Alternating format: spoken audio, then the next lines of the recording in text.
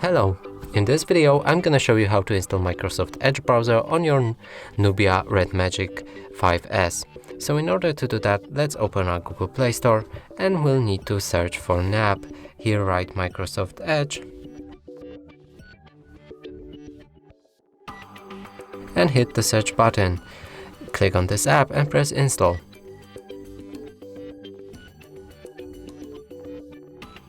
After installation process will be completed, we'll be able to open the app and start customizing it. So you can sign in to other Microsoft Edge accounts, and in order to synchronize it with this one, and you can also add another account. I'm not gonna do that, sign in later.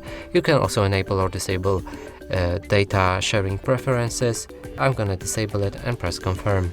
From in here you can also set it to Microsoft Edge as default browser, and we'll be doing that.